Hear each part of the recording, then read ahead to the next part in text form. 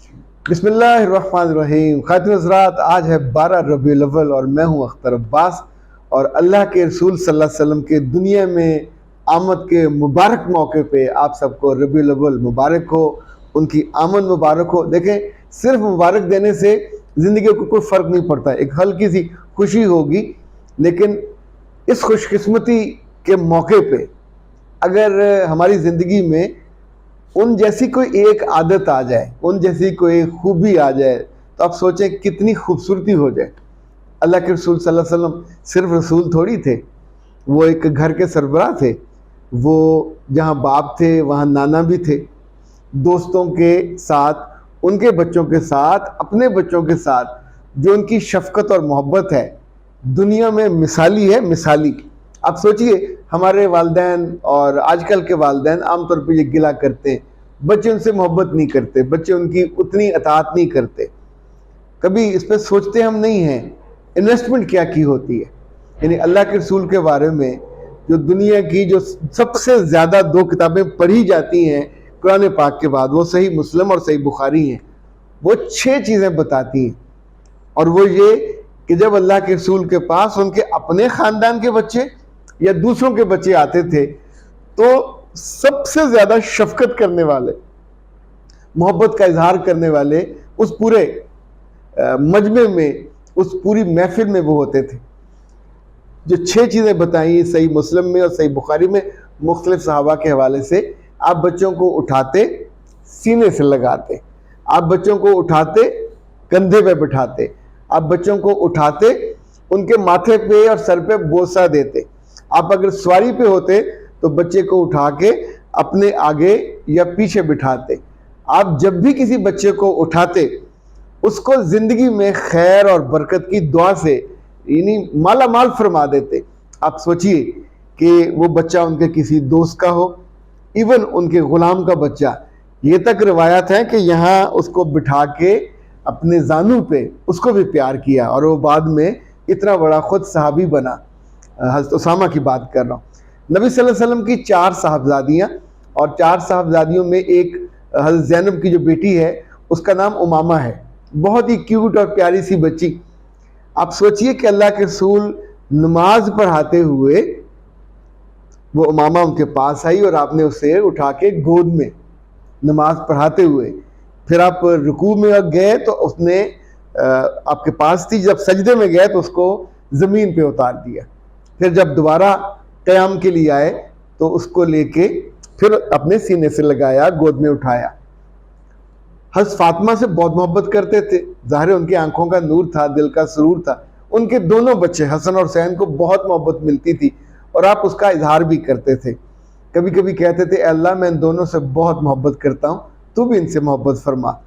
ایک دفعہ یہ ہوا کہ آپ انہیں پیار کر رہے تھے تو ایک سردار تھے مکہ مدینہ کے، بڑے اقرا بن حابس ان کا نام تھا، الف کاف رے عین، اقرا کہیں یا اقرا کہیں، اقرا بن حابس۔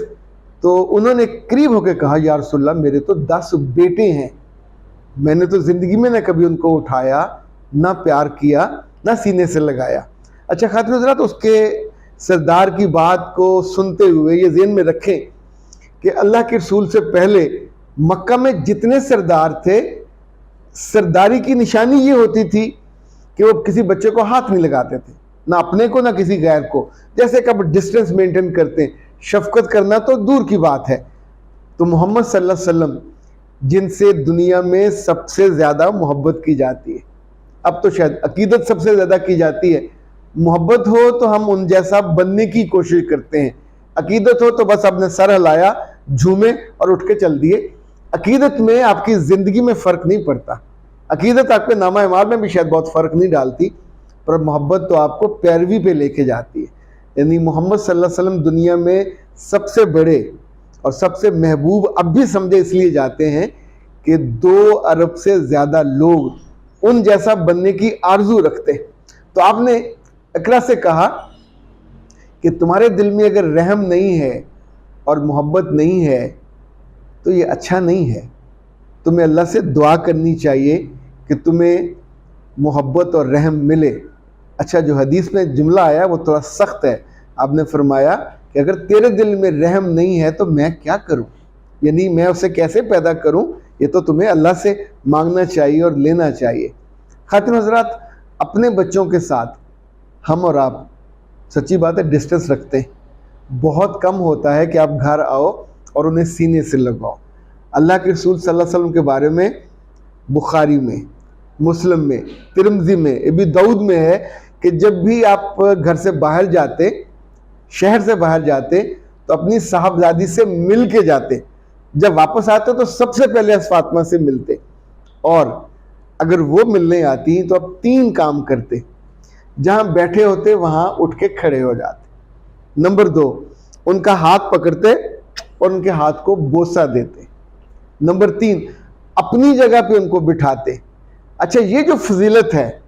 یہ جو محبت ہے،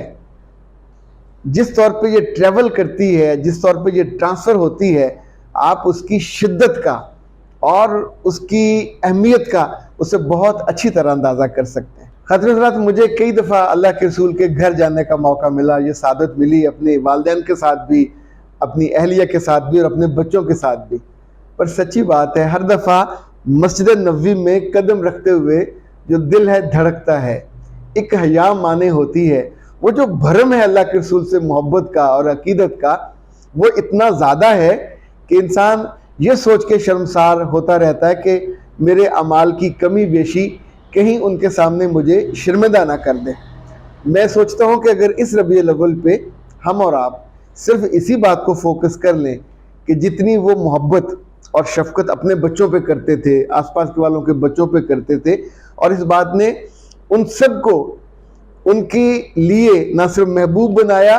بلکہ اللہ کے رسول بھی ان سب کے لیے محبوب ترین بنے۔ نبی صلی اللہ علیہ وسلم کی آخری جو عمر تھی اس میں اللہ نے آپ کو ابراہیم صاحبزادہ عطا فرمایا، اور یہ اس وقت مدینہ میں تھے، تو ابراہیم کو جس خاتون کو دیا گیا دودھ پلانے کے لیے، ان کا نام تھا ام سیف، یہ ایک لوہار کی بیوی تھی۔ تو جب بھی آپ کا دل چاہتا بیٹے کو دیکھنے کے لیے تو آپ لوہار کے گھر جاتے۔ یہ مسجد نبوی سے کوئی 2.5 کلومیٹر دور تھا۔ میں جگہ کو ڈھونڈتا رہا کہ کہاں، ظاہر سب کوئی بدل گیا، انہوں نے کوئی چیزیں رکھی نہیں سمبولک، ورنہ میرا من تھا کہ جیسے وہ کنواں ڈھونڈ لیا تھا جہاں جو حضرت عثمان نے لے کے دیا تھا مسلمانوں کو، باغ دیکھ لیا تھا، تو ایسے شاید وہ جگہ بھی دیکھ لیتے جہاں حضرت ابراہیم اس لوہار کے گھر پلے بڑھے، اور اسی دوران پھر وہ فوت ہوئے۔ جس وقت وہ بیمار تھے اور نبی صلی اللہ علیہ وسلم کو پتہ چلا تو حدیث میں آتا کہ آپ اپنے گھر سے ان کے گھر تک تقریباً دوڑتے ہوئے گئے، اور جب وہاں گیا تو تب تک وہ فوت ہو چکے تھے۔ ام بردہ یا ام سیف جو ان کی تھی رضائی والدہ، تو وہاں سے لے کے بچے کو انہوں نے سینے سے لگایا، اس کو بوسہ دیا، پھر آپ کی آنکھوں سے ٹپ ٹپ آنسو، اور آپ نے کہا کہ یہ محبت کے آنسو ہیں، دل اللہ کے فیصلے پہ راضی ہے۔ یہ جو شفقت اور محبت ہوتی ہے، یہ جو کرنے والا ہے اس کا دل، اس کی شخصیت، اور جن سے کی جاتی ہے وہ بھی پھر آپ جیسا بننے کی آرزو کرتے ہیں۔ میری تو گزارش یہ ہے اس ربیع الاول کو آپ زیادہ بارآور اور فروٹفل اپنے لیے بھی بنائیے، اپنے بچوں کو۔ ہم جب تک اپنے پیارے کے بارے میں بتائیں گے نہیں، اس کے بارے میں ان کو انفارم نہیں کریں گے، اور ان کے دل میں محبت پیدا کیسے ہوگی یا ان جیسا بننے کی آرزو کیسے پیدا ہوگی۔ اختر عباس کو اجازت دیجیے، السلام علیکم۔